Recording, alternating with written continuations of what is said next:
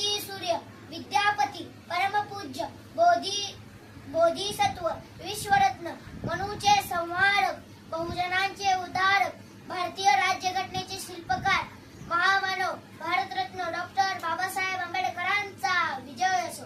Doctor Babasaheb आंबेडकरांचा विजय असो. मित्रांनो, मी ऋषभा मित्तांबे, सर्वांना माझा जय भीम. आज आपण डॉक्टर बाबासाहेब आंबेडकरांचा जयघोष करत आहोत, कारण त्यांची जयंती आपण साजरी करत आहोत. सर्वप्रथम सर्व भीमपुत्रांना माझ्याकडून भीम जयंतीच्या मंगलमय शुभेच्छा. मित्रांनो, आजचा हा मंगल दिवस, हा सुवर्ण क्षण आपल्या सर्वांच्या हृदयात अभिमानाची आणि प्रेरणेची ज्योत चेतवणारा आहे. हा दिवस केवळ फक्त एक उत्सव नाही, तर हा दिवस नवचेतनेचा, नवा इतिहास घडवणाऱ्या महापुरुषाची गाथा उलगडण्याचा आणि त्यांच्या प्रेरणादायी कार्याचा गौरव करण्याचा. आकाश एवढं मोठं होतं स्वप्न, अन्यायाविरुद्ध लढायचं ठाम होतं मन, अन्यायाविरुद्ध लढायचं ठाम होतं मन. ज्यांनी आम्हाला माणूस म्हणून ओळख दिली, अशा या महामानवाला करतो मी नमन.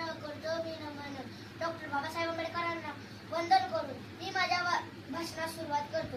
मित्रांनो, 14 एप्रिल ही फक्त एक तारीख नसून एका वादळाचा आरंभबिंदू, एका नवयुगाची सुरुवात, एका जिवंत संघर्षाचा प्रारंभ आहे.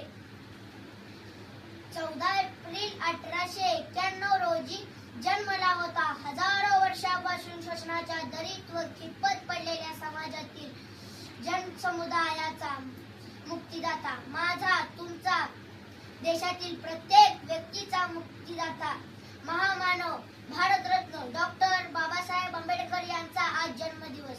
म्हणूनच म्हणावं असं वाटतं, भारतीय राज्यघटनेचे शिल्पकार ज्यांनी केला लाखो माणसांचा उद्धार. संघर्षातून मिळवून दिला आम्हाला अधिकार, असे या महामानवास माझा प्रणाम त्रिवार. मित्रहो, बाबासाहेबांचा जन्म एका गरीब व दलित कुटुंबात झाला. त्यामुळे त्यांना शिक्षण घेण्यासाठी अस्पृश्य म्हणून मानहानी सहन करावी लागली. पण यामुळे खचतील तर ते बाबासाहेब कसले? त्यांनी अस्पृश्यता निवारण व दीनदलितांचा उद्धार हेच जीवनाचे ध्येय ठरविले आणि हे ध्येय साकार करण्यासाठी शिक्षण हेच एक हत्यार आहे. त्यांनी हे ओळखले. ते नेहमी म्हणायचे, शिका, संघटित व्हा आणि संघर्ष करा, कारण शिक्षण हे वाघिणीचं दूध आहे, जो पिईल तो बुडबुडल्याशिवाय राहणार नाही. ते म्हणायचे, 100 वर्ष शेळी म्हणून जगण्यापेक्षा एक दिवस वाघ म्हणून जगा.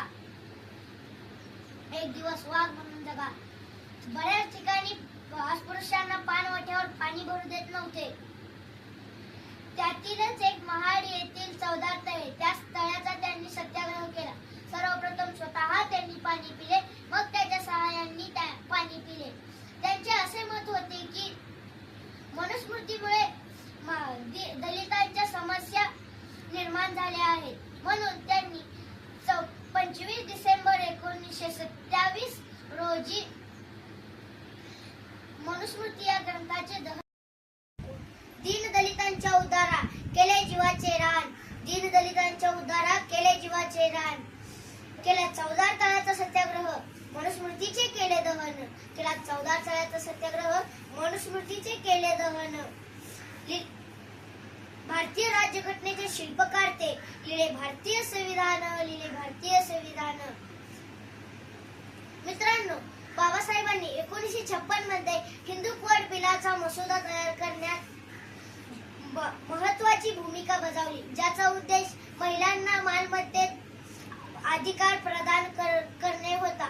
आज एक स्त्री संसद, स्पीकर, पंतप्रधान, राष्ट्रपती, मुख्यमंत्री, राज्यपाल, कलेक्टर सर्व काही बनू शकते. जे अधिकार कोणताही धर्म देऊ शकला नाही, ते अधिकार बाबासाहेबांच्या संविधानाने स्त्रियांना दिले.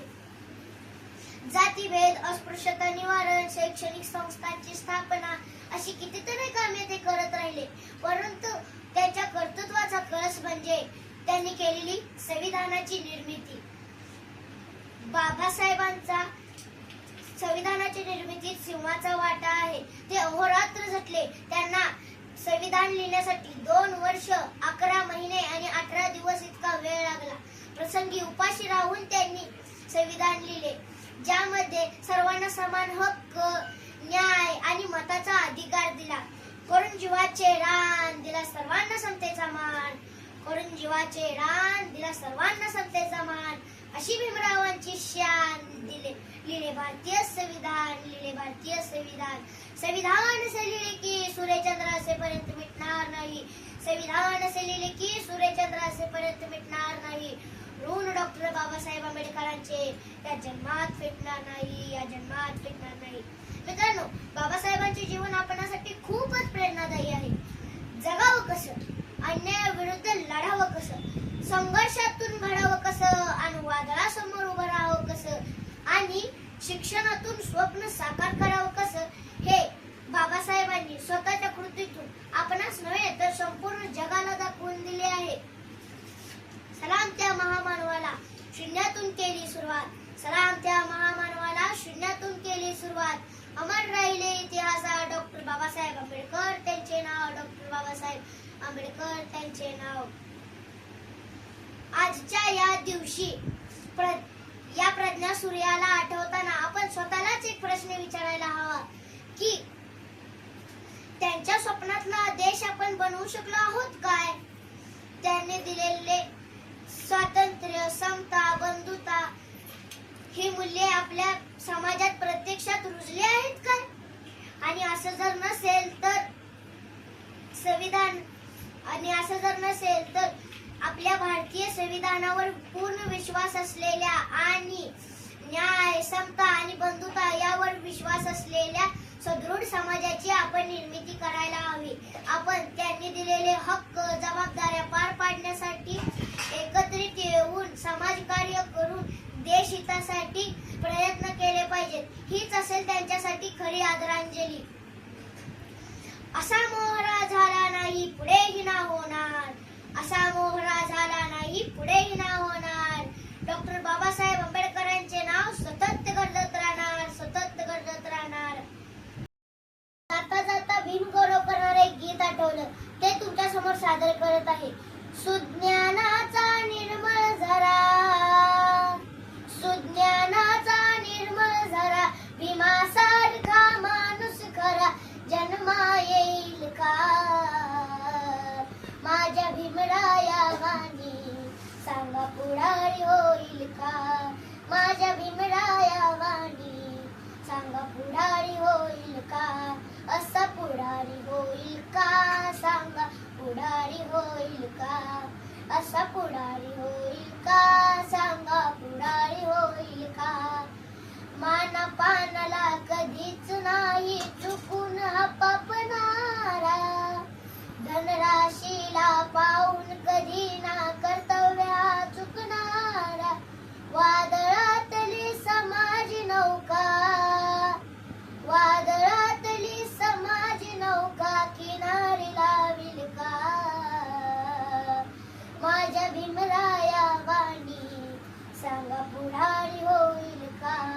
माझ्या भीमराया वाणी सांगा पुढारी होईल का? असा पुढारी होईल का? सांगा पुढारी होईल का? असा पुढारी होईल का? सांगा पुढारी होईल का? मित्रांनो, डॉक्टर बाबासाहेब आंबेडकरांचा जयघोष आपण मोठ्या उत्साहाने करूया. डॉक्टर बाबासाहेब आंबेडकरांचा विजय असो. डॉक्टर बाबासाहेब आंबेडकरांचा विजय असो. पण त्याआधी आयोजकांनी मला या अभूतपूर्व सोहळ्यात सामील होण्याची संधी दिली, त्याबद्दल त्यांचे मनपूर्वक आभार. जय हिंद, जय संविधान. धन्यवाद.